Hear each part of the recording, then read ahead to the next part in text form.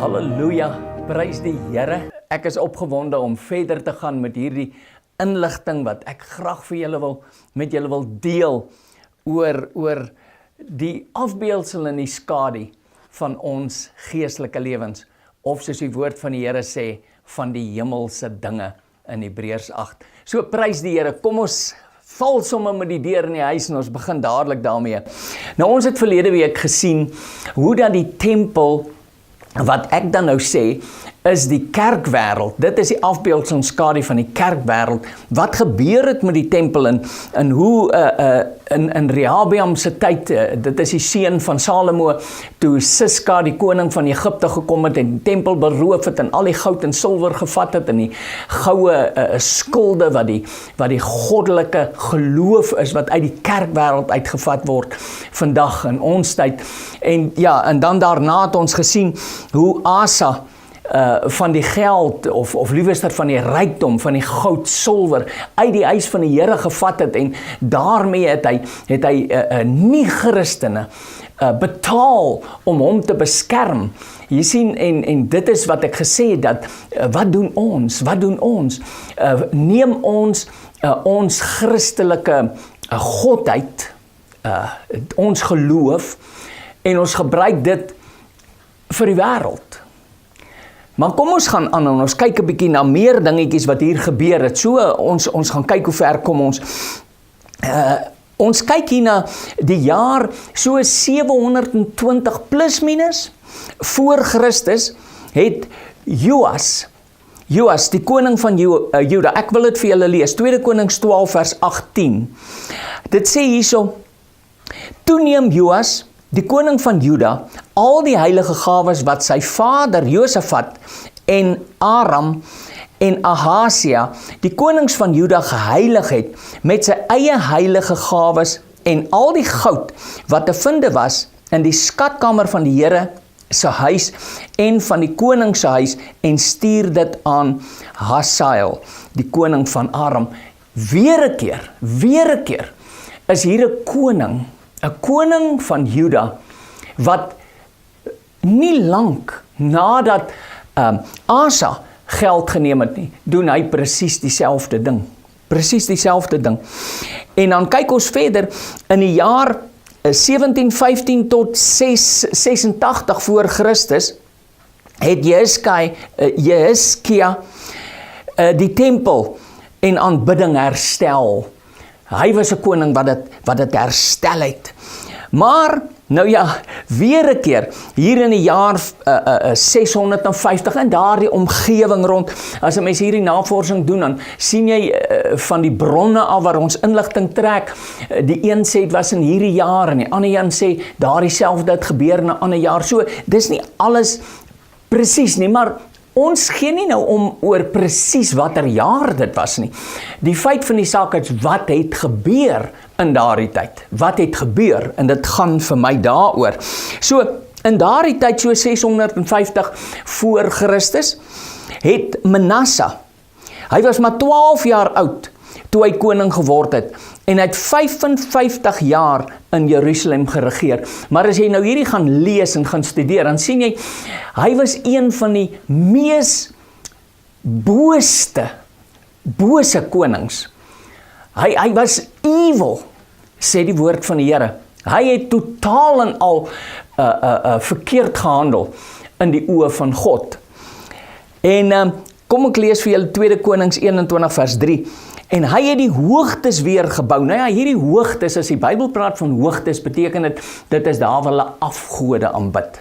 Die afgode het hy weer opgerig. Die hoogtes het hy weer gebou, wat sy vader Hizkia verniel het, en altare opgerig vir Baal, en 'n heilige boomstam gemaak, soos Agab, die koning van Israel, gemaak het. Jy sien, koning van Israel, Agab het dit ook gedoen. Hierdie mense was regtig waar so af van die pad af, en dit is die volk van God gewees, wat al hierdie goed gedoen het. Hy gaan aan en hy sê, en hom gebuig voor die hele leer van die hemel, en hulle gedien. Dit is nou Manasse vir 55 jaar. Hy was een van die konings van Juda wat die langste regeer het, 55 jaar. Maar hy was ook the most evil one. En dan sien ons dat in die jaar 622 voor Christus herstel Josia weer die tempel. Nou nie Joshua nie, Josia. 2 Konings 23 vers 4. Toe gee Hosea, die koning van die hoëpriester Hilkia en die priester van die tweede rang en die drempelwagters bevel om uit die tempel van die Here al die voorwerpe uit te bring wat gemaak is vir Baal en Asjera en die hele leer van die hemel. En hy het dit buitekant Jerusalem in die velde van Kidron verbrand en die as daarvan in Bethel laat dra. Nou ja, nou sien julle, hulle het tot afgode in die tempel gebring. Maar hierdie koning Josia het toe heen gegaan en vir die priester sê, maak skoon, kom ons kry hierdie plek weer vir God, reg vir God, om God te dien.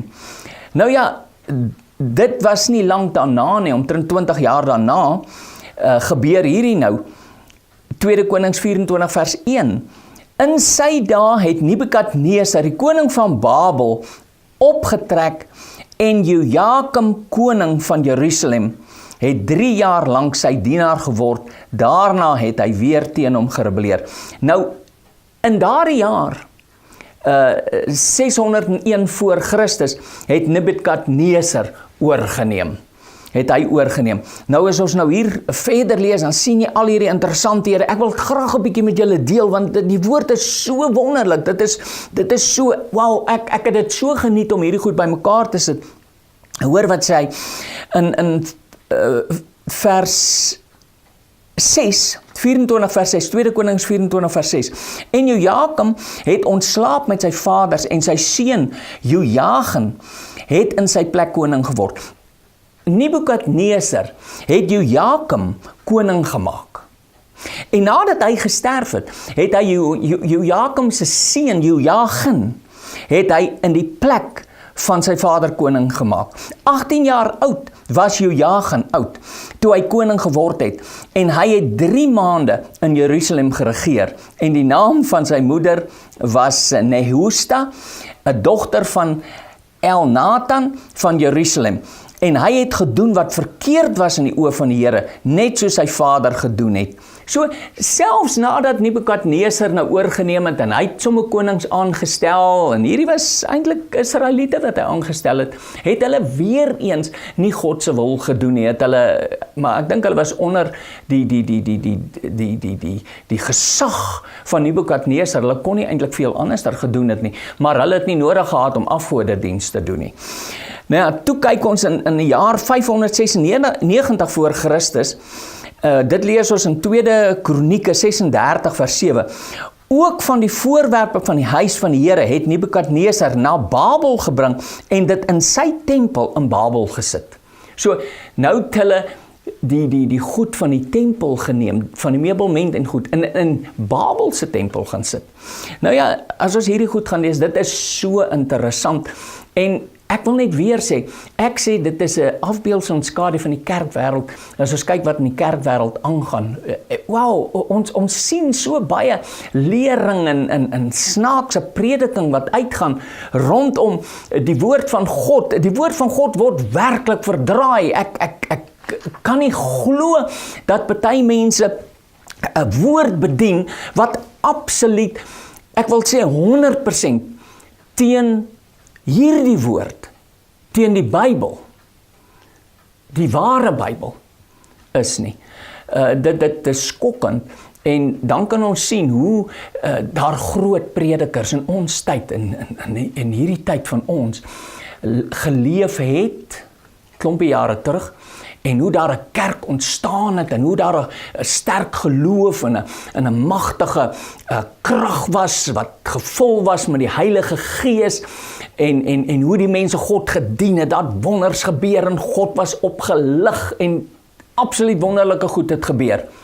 En nie lang daarna nie, dan sien jy maar dit het weggekwyn, en daardie ou het verdwyn en iemand hom opgevolg en dit het ook nie maar so goed gegaan nie. En nou ja, ek wil nie name noem nie, ek wil ook nie kerke se name noem nie, maar jy kan nou maar self 'n bietjie gaan kyk wat het al gebeur in die verlede rondom mense wat groot uitgekom het en sterk was en gesalf was deur die Heilige Gees. En wat gebeur het later aan in hulle lewens? Meeste van die ouens het net so Salomo geval. Salomo het dit nie gemaak nie en ons gaan later aan lees hoekom hy dit nie gemaak het nie. Kom ons kyk verder. Hy sê hier, of liewer in die jaar so 550 voor Christus, in 2 Konings 25 vers 8, en in die 5de maand, op die 7de van die maand, dit was die 19de jaar van die koning Nebukadneser, die koning van Babel, het Nebukadneser, die owerste van die lijfwag, die dienaar van die koning van Babel in Jerusalem gekom, en hy het die huis van die Here en die huis van die koning verbrand. Ook al die huise van Jerusalem, ja, elke groot huis met vuur verbrand. En die hele leer van die Galdeërs, wat by die owerstes van die lijfwag was, het die mure van Jerusalem rondom omgegooi. Nou ja, hier het jy dit. In daai jaar, min of meer, 550, daar rond, of liewer 580, het Nebukadneser gekom. En dan natuurlik hierdie Nebuzaradan, die owerste, die lijfwag van die dienaar van die koning van Babel, het gekom en hy het dit toe gedoen. En daar het hulle toe nou hierdie huis van die Here, die tempel, heeltemal verwoes. Maar kyk, kom ons kyk verder. In die jaar 586 was die tempel verwoes dus, en Haggai en Sagaria het onder die koningskap van Zerubabel die tempel herbou. Toe is daar 'n nuwe tempel gebou. En dit was deur Zerubabel. Nou dit was 'n paar jaar nadat die tempel toe nou heeltemal verwoes was, het Zerubabel gesê, hulle moet gaan in die tempel gaan weer herbou en die godsdienst weer terugbring, hulle rituele. En dan gaan ons verder en ons sien die jaar 63 voor Christus. Nou ja, hierdie sal jy nou nie in die Bybel vind nie, maar as jy nou 'n bietjie gaan oplees oor wat gebeur het in die geskiedenis, dan sien jy, daar was 'n ou met die naam van Pompey, neem Jerusalem oor, maar bewaar die tempel. Hy het bietjie gesag gehad vir die tempel. En dan 'n baie interessante ding, 21 jaar voor Christus, kom Herodes. En hy breek die tempel af en begin self 'n tempel bou. 10 jaar neem het om hierdie tempel te bou, toe word Herodes se tempel in gebruik geneem. Herodes se tempel word toe in gebruik geneem. En dit was in gebruik geneem, maar was eers in die jaar 64 na Christus, was dit in totaal en al voltooi. Nou ja, as jy nou uitwerk, hoe lang dit was, dit was nogal 'n klomp jare wat dit hulle geneem het, om hierdie tempel van Herodes klaar te bou. Dit was totaal en al, as jy gaan kyk, ek het afgekom op planne, nou, dit is nie 100% akkuraat nie, ek glo nie, dit is nie, maar tog in die geskiedenis kan 'n ou bietjie dink, ja, dit was nou naaste by so, was hierdie tempel baie groter selfs as Salomo se tempel. En daar was, ja, dit was iets eisliks geweest. En wat baie interessant was, dit was die tempel, Herodes se tempel, nie Salomo se tempel nie, waar Jesus op die voorportaal, byvoorbeeld, hierdie fariseërs en skrifleerders en die mense wat handel gedryf het met die diere, om hulle te verwilder en weg te gejaag het. En as ek nou vir jou sê, dat die tempel, as ons die woord hoor tempel, dan nou van Salomo, of Zerubabel se tempel, of dan Herodes se tempel, is 'n afbeeldsel en skadu van die kerkwêreld, almal daar was, want Jesus het gesê, dit is my Vader se huis. Dis my Vader se huis wat julle besoedel hierso, deur om handel te dryf op die voorportale. So, Jesus wil die kerkwêreld wou gehad het, en wil dit sekerlik nou nog hê. Laat die kerkwêreld 'n ware aanbiddingsplek moet wees. Dan kan ek omtrent sê die kerkgebou, waar die kerk by mekaar kom. Die gebou waar die kerk by mekaar kom. Want dit is tog waar Christene by mekaar kom, is tog daar waar ons saam die Here dien, is tog daar waar ons luister na die woord van God, net soos Jesus in daardie tempel van Herodes die boekrolle gelees het uit Jeremia uit en uit die Torah uit en wat 'n boeke daar ook al was. Net so is ek seker daarvan, God wil vandag nog hê ons moet 'n gebou hê waar God in alle erns gedien word. Maar kom ons kyk 'n bietjie, en ek weet, sekere mense gaan seker nou vir my kwaad wees as ek hierdie dinge noem, maar kyk 'n bietjie na die kerke vandag. Kyk 'n bietjie hoe lyk die kerke. Dit is groot. Ek sê nie dit moet nie mooi stoele hê en dit moenie smart wees nie. Maar weet julle wat, ek onthou in my tyd, as ek was in Amerika jare terug, het ek daar na kerk gegaan, waar ek 'n bietjie studeer het ook, en het was 'n redelike groot kerk, in Suid-Afrika was toe nog nie sulke kerke gewees nie, en daar kom ek in hierdie kerk wat 'n paar duisend mense kan vat, en die mense nou dink so groot kerk, is miskien 'n kerk waar dit gaan, wil ek sê, luister mooi, soos wat dit in die groot kerke hier in ons land gaan. Maar daar het ek gesien, en ek wil sê, dit was in die jaar vroeë 70s, toe ek daar was. As daar die Amerikaners ingekom het in daai kerk, was daar nie so iets soos gesels. Daar was nie 'n winkel in die voorportaal waar die mense kan koeldrank koop en sweets koop en koffie drink en koekies eet en ietsie bestel om te eet voordat hulle in die kerk gaan nie. En waar dat net 'n lawaai is nie, want dit is wat plaasvind hier by ons. Vir my is dit verkeerd. Vir my is dit verkeerd. As ek daarna die huis van die Here toe gaan, die plek waar ek God ontmoet, ja, ek weet, ek moet God ook ontmoet in my binnekamer, en ek doen dit ook. Maar 'n mens het behoefte om na 'n gebou toe te gaan, waar jy met jou ander sissies en boeties saam kan luister na die woord van God. Daar in Amerika kom ek in hierdie plek, en as jy inkom, dan's almal in daardie kerk besig om te bid. Die mense loop met hulle woord, rond en rond in die kerk, en prys en loof die Here. Party praat in tale, ander halleluja, ander bid in Engels. En dit is werklik waar, as jy inkom, kan jy nie anders as om God te herken nie.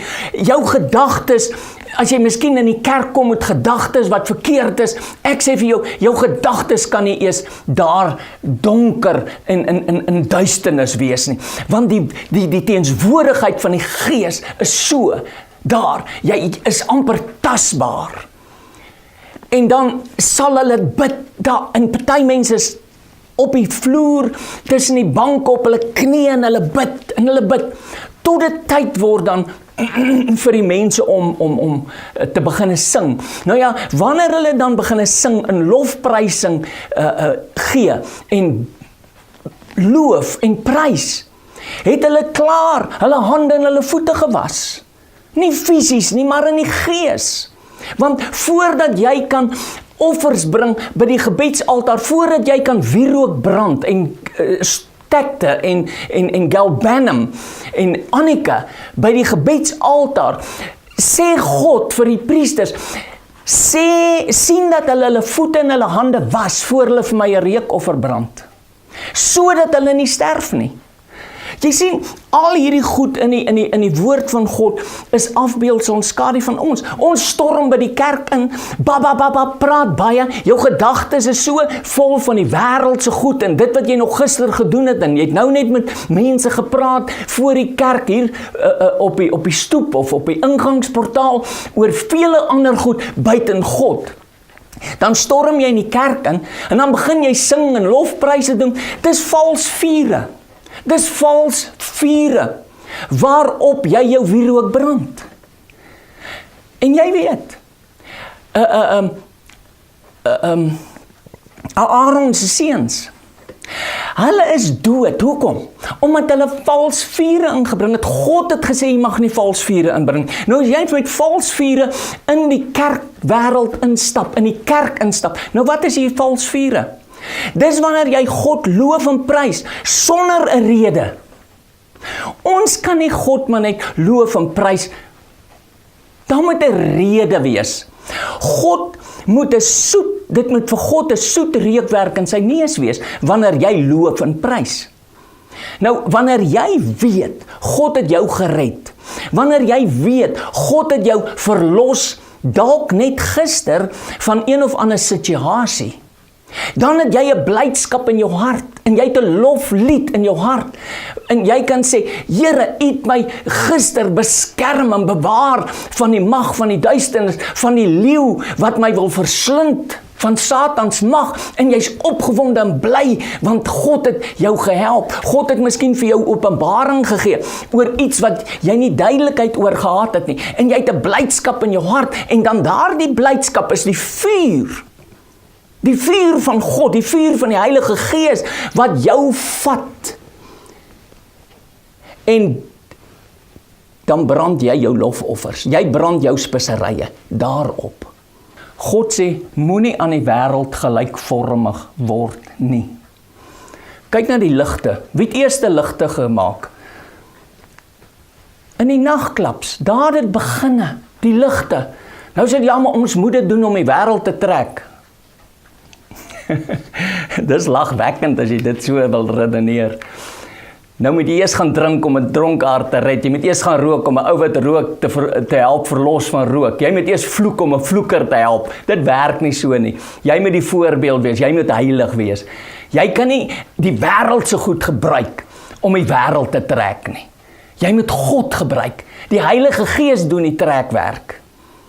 En God sê, hy trek ons. So, ek wil net vir jou sê, regtig waar, ek wil net teruggaan na Amerika toe, daar waar ek was, vir daai tyd, was dit so wonderlik geweest, om so ervaring te hê, dat mense waarlik waar God ken, en God dien, in alle waarheid, en daar's nie plek vir die ou mens, om in daai kerk te kon gekom het nie. Dit was van die begin, vandat jy daai plek betree, totdat jy uitgaan, was dit geesgevuld. Jy kon dit ervaar, en wanneer jy daar uit daai kerk uitgestap het, het jy geweet, ek het 'n ontmoeting gehad met die Heilige Gees. Maar vandag gaan dit so, dit gaan oor, ek wil lekker sing, ek wil mooi sing, ek wil al hierdie nice bands hoor, en al die klas van dinge. Ja, dit is natuurlik nice en lekker.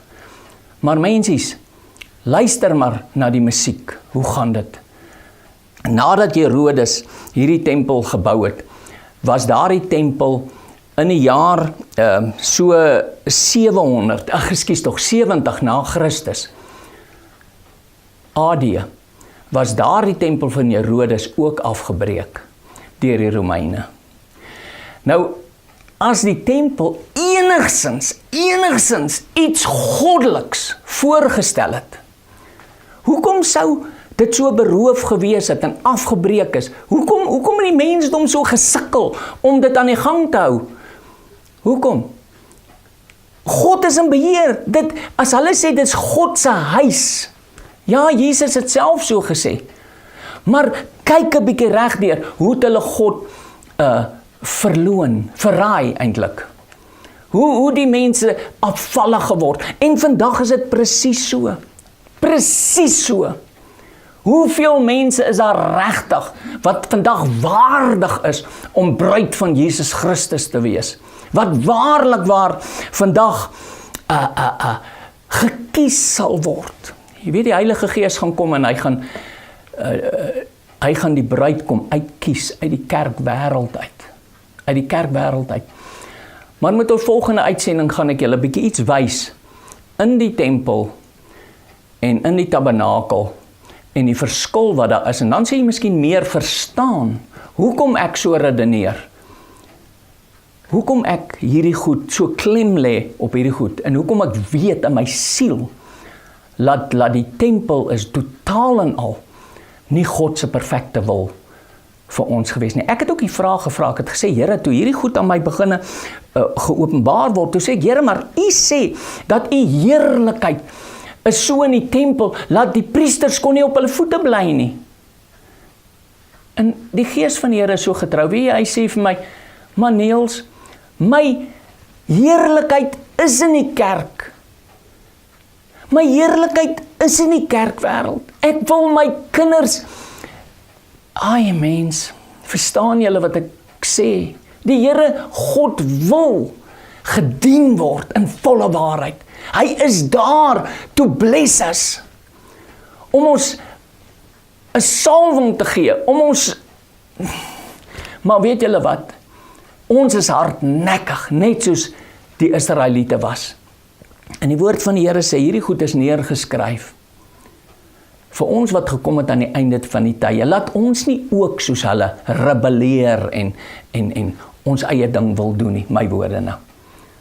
So dit is belangrik vir jou en vir my, om God te dien. Maar kom luister volgende week verder, dan gaan ons bietjie kyk binne in die tempel.